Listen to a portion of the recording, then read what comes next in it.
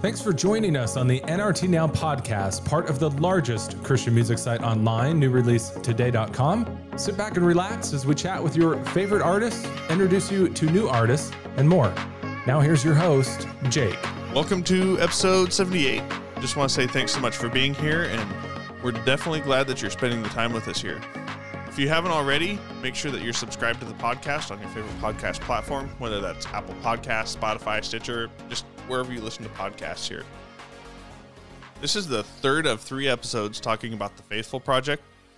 It has just been amazing to hear the stories about the different ways that this project has impacted everybody that has been involved. There's so much life, and there have been so many experiences that all came together to create this project, and we've only heard just a few. If you haven't checked out the project yet, I would highly recommend either listening to the album, checking out the book, or, actually both. For this episode, we caught up with Rachel Lampa. In true Zoom interview fashion, Rachel's son Jax made a few entrances. You'll hear a couple of quiet spots here where Rachel got Jax situated, whether it be the phone or snacks or whatever. But Rachel, I gotta say, it was pretty awesome to see Jax running through this whole interview. We should have had him as our guest host. I missed the boat on that. My apologies. But I know you felt the need to apologize, but the Zoom high five that from Jax was totally epic and just worth every time he came in. So with that, without further ado, here's my conversation with Rachel Lampa.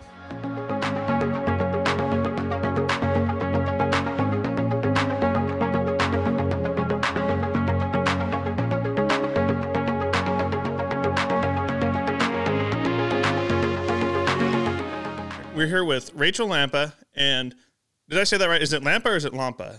No, it's Lampa. You're good. I just had that half a second to think, am I going to say this wrong? And I already put my foot in my mouth. It's not even been 10 great. seconds. No, you're great. You made it. You passed the first test. We're talking in this little mini series here about the Faithful Project, but it's so cool to see you a part of this because I remember Rachel from the early 2000s. Yep. We were talking about it with, I think it was Jenny Owens, sampler CDs. I heard of you with sampler CDs, and oh my gosh. Oh my gosh, that's funny. And then now to see you come back around with something so cool like this Faithful Project is so awesome to see. Yeah, and that's actually really full circle with Jenny because she helped write Blessed, which was one of my biggest songs of my whole career. She was part of that then, and now we're here together now, and it's awesome. So talk a little bit about your story. You started in quite young, and I was looking at your Wikipedia. You're around my age. I won't say if you're older or younger than I am, just because, We'll leave a little bit of blur. Yes, that'll be a mystery. But, coming out in the 2000, I remember what I was doing about that time, and it was not releasing Christian music like this. Talk a little bit about kind of your journey through all that. Yeah, so I grew up in Boulder, Colorado. Not a lot of Christianity, Christian music, church, that wasn't as big of a deal as it is where I am now, which is Nashville.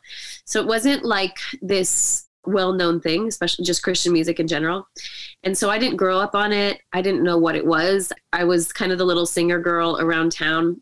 And I was asked to come sing at this festival sort of thing that I later found out was a Christian music. Actually, Amy Grant was on it.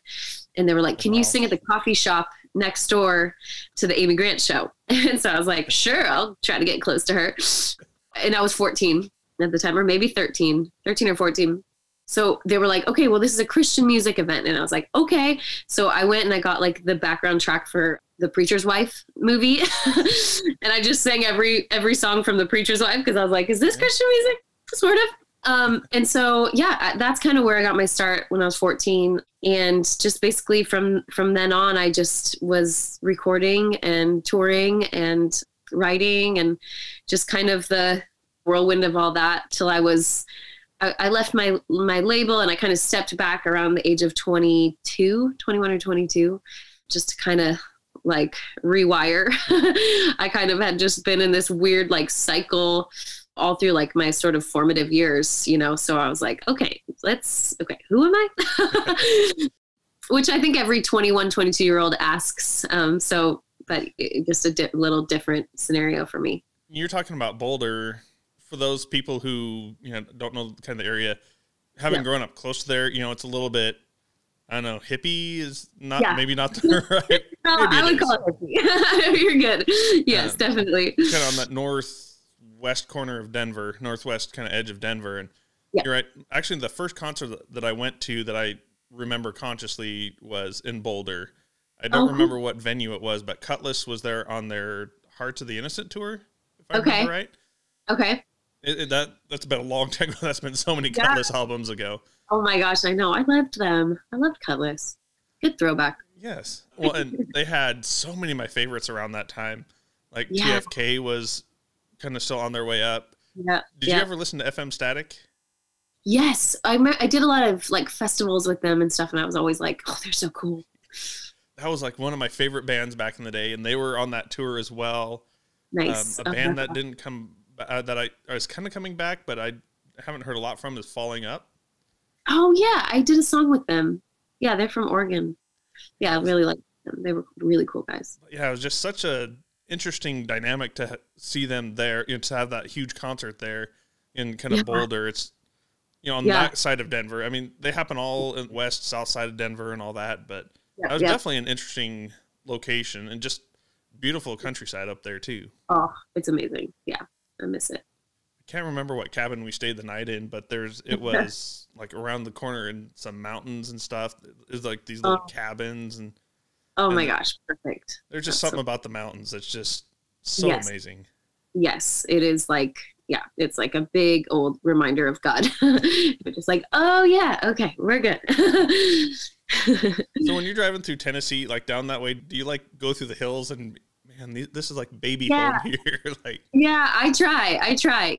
All my siblings live here in Nashville now too. So we're all like a bunch of kind of Colorado outdoorsy people, just kind of like trying to like make hiking trails out of pathways and like, we're always at the lake or something like that. So there's actually a lot of kind of hidden stuff here in Tennessee. So I've not been too disappointed. I've also been here for like 20 years. So I feel like I'm kind of here now.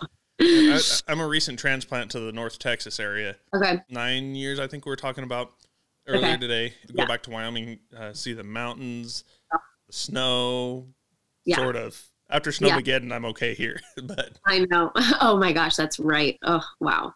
I love Wyoming. It's so beautiful. But there's the hill countries down here in Texas, just a little bit south of us. And cool. You get that feel of home a little bit. But then again, it's like these are hills, not mountains. Yeah, exactly. You're like, I'll be nice, but it's not quite. It's close. It reminds me of home, but it's not there yet. Yeah, exactly. So a little bit about the Faithful Project here. We heard a little bit about the Faithful Project from Jenny and Taylor in the previous couple episodes here. But talk a little bit about just that whole process, as a young woman, just hearing those Bible stories, and you're hearing from, or you're writing these with like Jenny, like you're talking about, kind of that full circle, or Amy Grant, or all these big names of women who've been in the industry for a long time. Talk about that whole process. Yeah, the timing of it all was crazy for me. So I had sort of kind of been in and out of music, I guess you could say. I took some really big breaks, kind of wondered if I would step back in or not. So I was kind of in another one of those positions. January of last year, of 2020, before the world turned upside down, I kind of approached a friend of mine, Andrew Osenga, who is one of the masterminds behind this. I was just like, I just don't know how I want to step back into it. I don't know where I'll feel safe, where I'll feel like my voice is heard, or if it is worth being heard, and he was like, okay, we're doing this project. You're going to sit around with some people that you've worked with, some people and then some really new artists and writers, and you're going to read about awesome women in the Bible, and you're going to eat snacks, which is huge. Yes, and write music about courageous, awesome women. And I was just like, oh my gosh, like I couldn't think of a better and safer way to step back in. For the past few years, I've been working in jails a lot with women in jail and in prison. That was kind of what I was doing before I stepped back into music, and I still am, but because of the pandemic, we haven't been able to go into the jails. So it was like this awesome way of like God being like, all right, I'm going to take this this thing away from you, these girls that I've built relationships with that I truly, truly care about. I was like, my heart was broken that we like couldn't go back in the jail. And so when this project came along, it literally like overlapped, and it was like their stories, the stories of my girls in jail, like were overlapping so much with the women's stories that we were writing about. Wow. And then just the camaraderie of the writers and the artists and everything. It was just like, it was so God being like, I know what you need. And I'm going to help you out with this part of life. Yeah. So getting involved with this was like so much more than just like, oh, a cool project, it was like kind of a lifesaver. That's so cool. Well, and I want to pull up the women jail because I actually have a little bit of experience there. Awesome. Strangely enough. You never know. The weird look. In a previous life, I worked for the state, and we had to go in and take care of computers every once in a while at a women's facility up there. And it's just quite a different feeling in the women's jail between the men's prison and then the women's prison there. I don't necessarily want to say it's not necessarily as rough, because I think that's probably not the right generalization. Mm-hmm. But I will say going in there as a guy was a whole different experience. It's like there's a few things that clicked in my brain. I'm like, oh, so this is how this feels. Yeah. Oh, yeah. Totally. I remember once we had to stop in the lunchroom, and like everybody was in there, and like you feel like all eyes on us. It's like, this is weird. This is uncomfortable. Welcome. Welcome to the reality. No, there's definitely like, there's so much like depth, and there's so many layers to anybody that's been wounded enough in their lives to find themselves in a place like jail where they're serving these huge consequences. And a lot of the time, I can say it because I know it, like it's because of something that happened to them in their childhood, that either options were taken away and this was the only way that they could survive, or there was abuse or addiction. We call our program, the program that we run in jail is called the Wild Ones, because we're like, you guys are the wild ones, but look at who else is what. Well, first of all, Jesus was the wildest one in the Bible. But now, like reading all these stories of the women in the Bible, I was like, they were all wild. They were all doing stuff that were way against the rules, way against culture. And God was with them the entire way. And so pulling all those stories together and just being able to remind them, the girls in jail, of these stories, and vice versa, it has been like so powerful. And that's like the whole purpose of the project, is to remember these women and then see ourselves in their stories, and see ourselves the same faithfulness that God showed those women, he's showing us today. And it's so awesome. It's just been awesome to like celebrate that.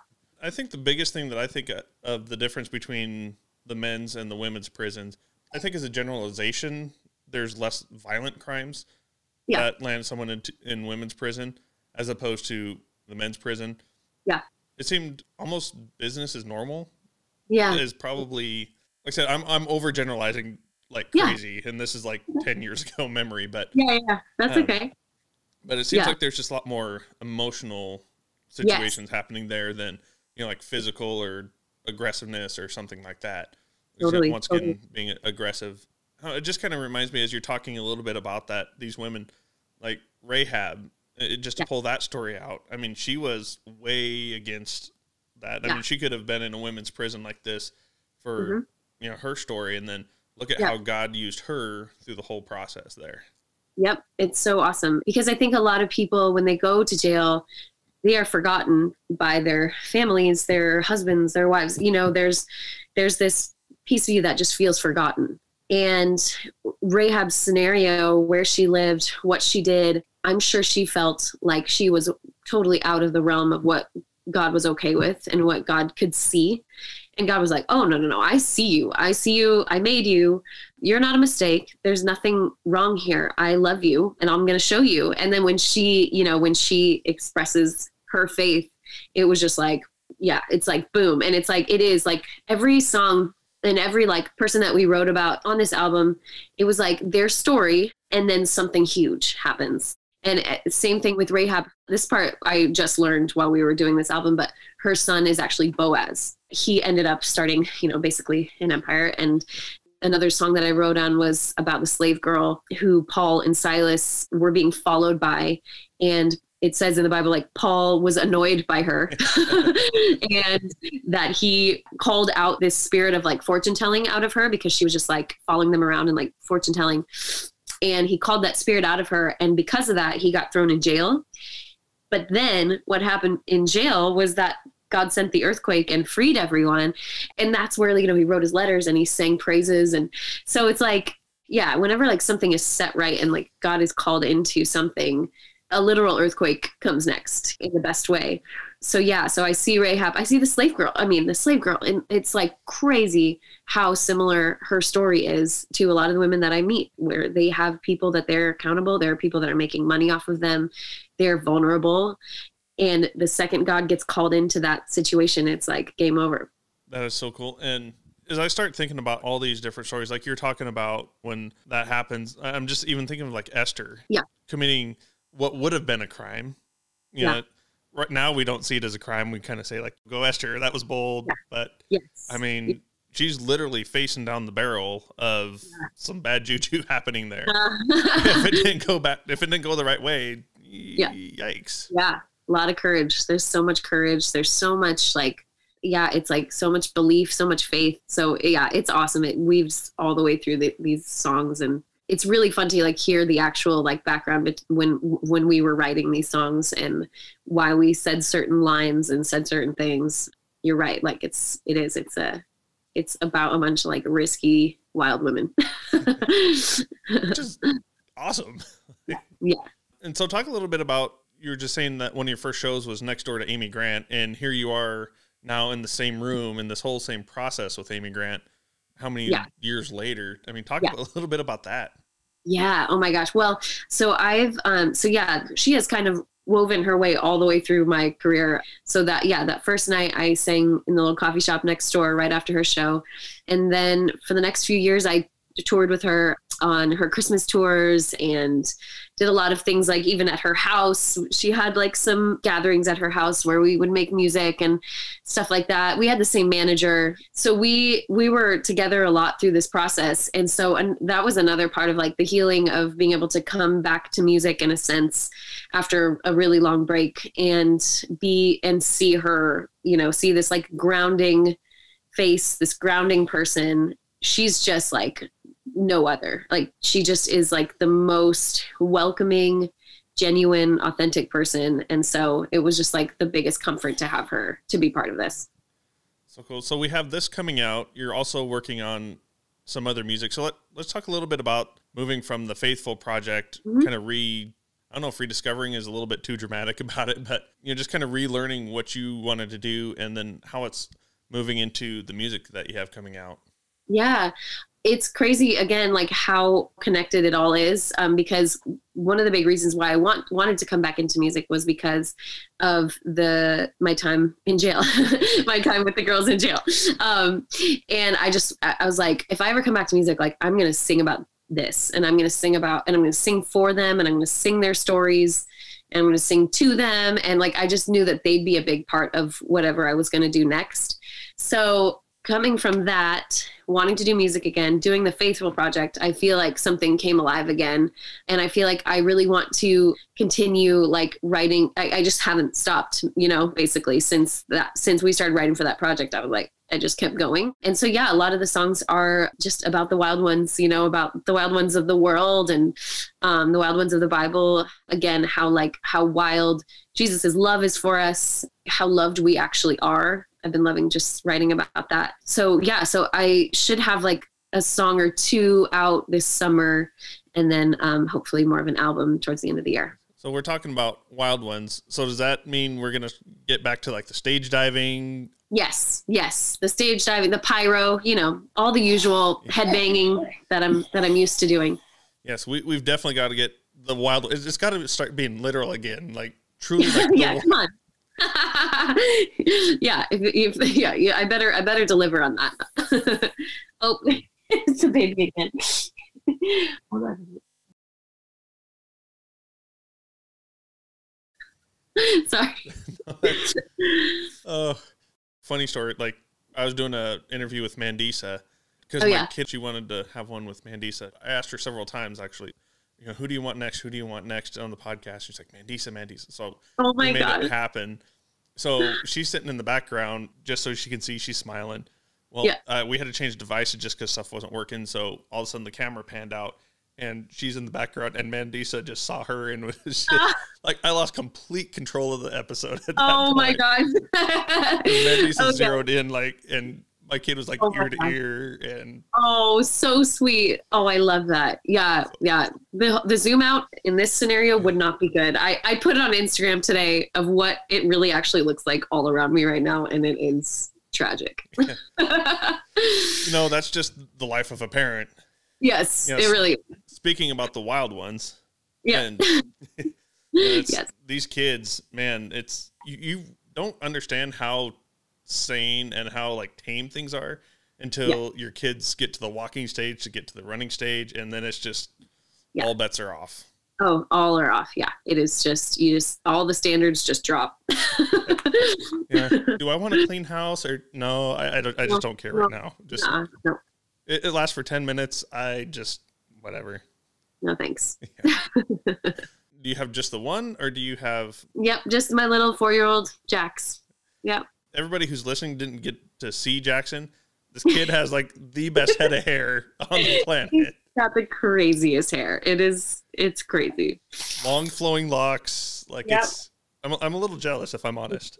There, I know. I am too. I mean, honestly, it's better hair than me. So that's why I keep it. I'm like, just in case I need it someday. No, I'm just kidding. Oh, man.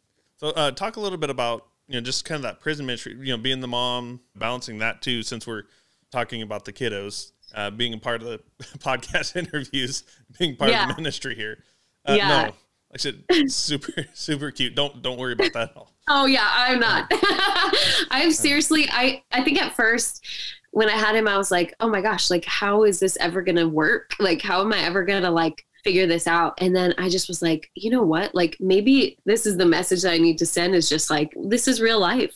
I'm going to let him peek his head in, and I'm going to, if I need to like make an announcement on Instagram, he's probably going to be in it, and they're just like, there's so many pieces that you feel like you have to have all together, for so long. It's just like, for so long, I was just like making sure everything was just right and just set up right. And now I'm just like, why are we all trying to like paint that picture? Like, nobody's picture is like that, even people without kids yet, there's always something that that is not in its perfect place. It's been awesome to just be able to like become okay with that and work with it and let it enrich the process. So yeah. Isn't that one of the toughest lessons to learn, especially over this last year, that with all the Zoom calls that have had to happen instead of in-person meeting, all of a sudden, like, there's just like this shift of sometimes the kid's going to be barging through the room. I mean, Yep. Like that what was that newscaster? Do you remember that? There was like a viral video. That was so golden. That was funny. The kids crawling in, the mom's like running in.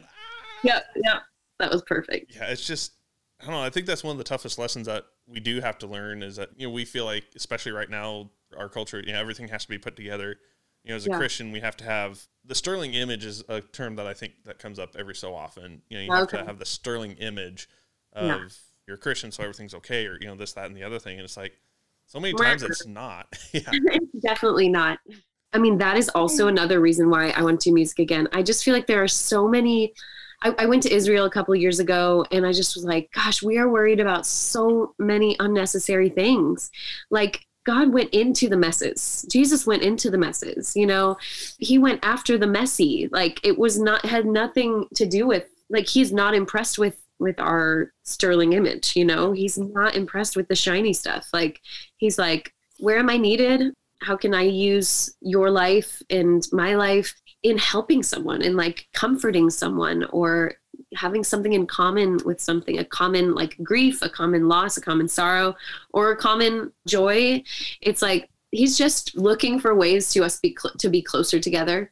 And when there's like that perfection, that's not attractive. You don't want to be part of that. You don't feel connected to that. I've probably been on a broken record about some of this, but like social media, that's a huge topic with that. Yeah. Like, have you seen those like TikTok or video. I think they were even before TikTok, but you know, the beach pictures where somebody has like their two fingers and they take like a picture. Oh yeah. With their two, like it's just like in front of a computer monitor, but it's like laying on the beach and they zoom out and it's just. Oh yes, I know. Yeah. Yep. Such these impossible pictures of people that we try and measure up to, and it's like that's not it. No, it's really not. It's really not. It's missing the point completely. There's just a certain thing about Christianity that you don't have to be perfect. You don't have to be, you know, going back to the Faithful Project, there's so much of that. Yeah. Naomi, like she was not, you know, it wasn't just like a go off, get married, life was good and all that. I mean, if that was the case, we would have never heard about her. Yeah, but, exactly. Know, through the tragedy, through everything that happened. Yeah. Now she's a story that we hear because of all of that. Yeah, exactly. Exactly. Yeah. Yeah, you're right. Like, not only is it okay to have interruptions to your life, but it almost brings more value to your story and more space for God to work and move and be seen.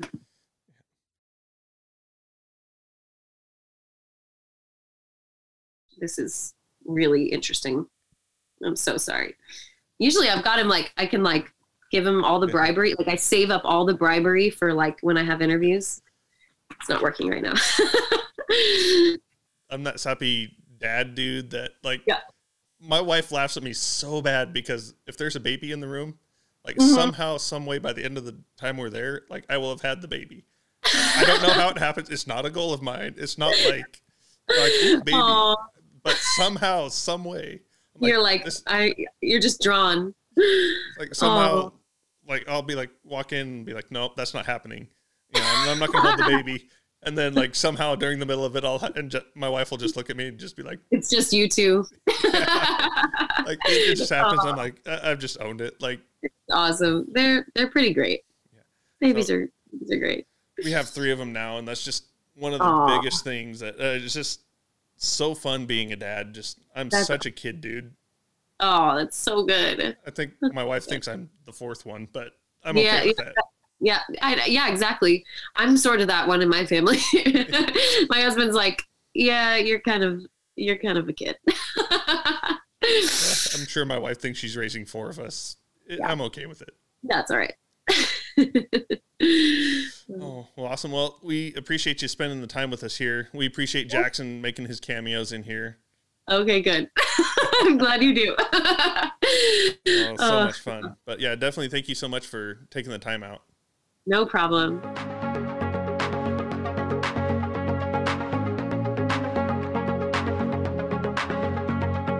Thanks for hanging out with us for this episode of the NRT Now podcast.